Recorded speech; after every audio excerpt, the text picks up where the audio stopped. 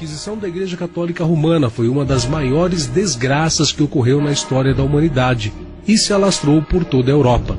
Em nome de Jesus Cristo, sacerdotes católicos montaram um esquema gigantesco para matar todos os hereges na Europa. A heresia era definida da forma como Roma quisesse definir. E isso abrangia desde pessoas que discordavam da política oficial aos filósofos herméticos, judeus, bruxas e os reformadores protestantes. Em nenhum lugar nas Sagradas Escrituras, Jesus matou alguém que discordasse dele. Tampouco ensinou que seus seguidores fizessem isso. Nenhum dos apóstolos deu essa instrução no Novo Testamento. Porque o Filho do Homem não veio para destruir as almas dos homens, mas sim para salvá-las. Os inquisidores católicos levavam a vítima ao ponto da morte muitas vezes e depois paravam a tortura, de forma que a vítima revivesse e depois pudessem ser torturadas novamente. Durante a atuação da Santa Inquisição em toda a Idade Média, a tortura era um recurso utilizado para extrair confissões dos acusados de pequenos delitos até crimes mais graves.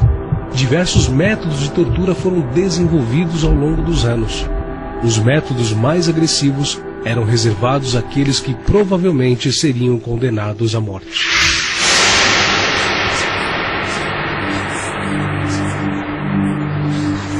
Pesquisando os instrumentos e formas de tortura empregados pela Inquisição, percebe-se que estes não diferiam em nada daqueles empregados contra os mártires da Roma pagã.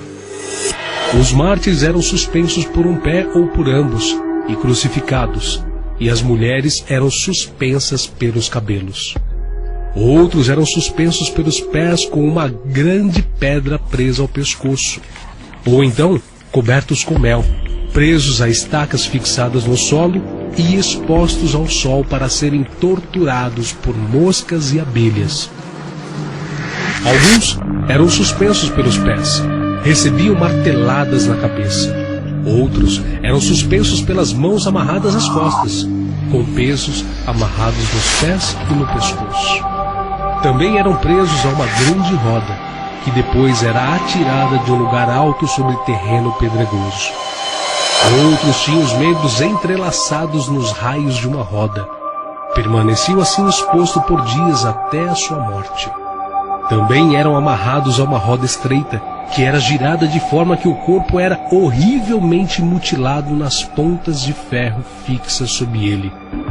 Eram colocados em uma talha, tracionada por força humana, estirados, esmagados numa prensa. Com as mãos amarradas às costas, eram içados por uma corda, depois soltos sobre pontas aguçadas. Eram açoitados e espancados, seja presos a estacas ou sobre aguçadas espigas de ferro. Outros eram apedrejados e também esmagados debaixo de enormes pedras. Torturados com garras de ferro, onde partes de seus corpos eram rasgados pelos ganchos. Ou então, pendurados de cabeça para baixo, tinham partes do corpo queimado com uma tocha. Eram lançados em caldeirões de óleo fervente ou fritos em uma enorme panela quente. Eram colocados sobre uma grelha de ferro e assados, ou dentro de um boi de bronze sobre o qual era acesa uma fogueira. Outros tinham os olhos e a boca queimados com fogo.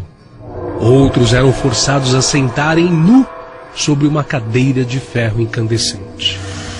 Também eram forçados a caminhar em cima de brasas, enquanto chumbo fundido ou outra substância corrosiva era derramado sobre suas cabeças. Lançados num buraco cheio de brasas, queimados em estacas, jogados dentro de uma fornalha. Uns eram apunhalados, outros tinham os membros amputados um por um até a morte. Decapitados com espadas ou machado, perfurados com uma lança. Outros eram usados como cobaias para alvo de arqueiros. Encerrados ao meio, golpeados na cabeça, braços e pés amputados. Traspassados com estacas pontiagudas, a barriga era aberta e as vísceras arrancadas. esfolados vivos. Uns eram presos pelas pernas aos topos de duas árvores vizinhas, curvadas, que eram soltas em seguida. Outros eram perfurados com espinhos debaixo das unhas dos pés e das mãos. Os mártires eram presos numa rede e expostos a touros selvagens, jogados ao chão, nus para serem devorados por cães ferozes, amarrados para serem dilacerados por animais, arremessados de lugares altos, presos em caixas de chumbo e atirados em um rio, ou costurados em um saco com uma vibra e lançados ao mar, pendurados pelo queixo, ou pendurados com peso sobre os ombros, presos em roda onde eram rolados sobre pontas afiadas ou sobre uma fogueira acesa, estirados sobre um cavalete ao ponto de terem os braços e pernas deslocados, colocados em barcos em chamas e lançados ao mar. As mulheres tinham os seios amputados, os homens, a língua cortada, os dentes arrancados ou o olho perfurado. Outros eram presos nus em cavalos indomados e arrastados sobre terreno pedregoso. Também eram enterrados vivos completamente ou até o pescoço. Todos estes suplícios, os mártires sofriam com resignação, sabendo que teriam uma recompensa celestial reservada para eles, a qual é sobreexcelente a dor física ou humilhação a qual foram expostos.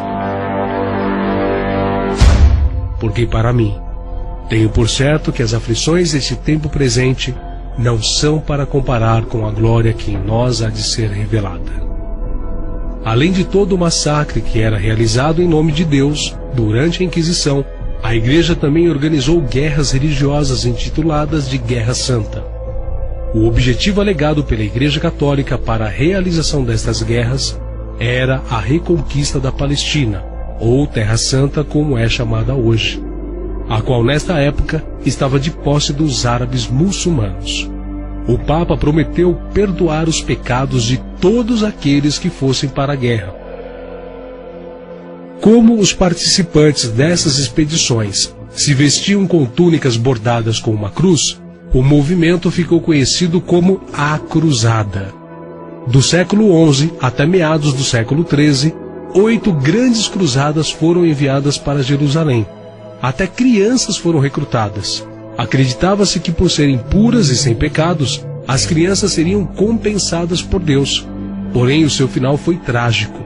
A maioria acabou morrendo no caminho, de fome ou de frio, e outras foram vendidas como escravas. Em inúmeros aspectos, as cruzadas foram um desastre. Todas falharam. Os cruzados não conseguiram expulsar definitivamente os muçulmanos, e isso durou por séculos, chegando até os nossos dias. Diante de Pôncio Pilatos disse Jesus: "O meu reino não é desse mundo. Se o meu reino fosse desse mundo, lutariam os meus servos."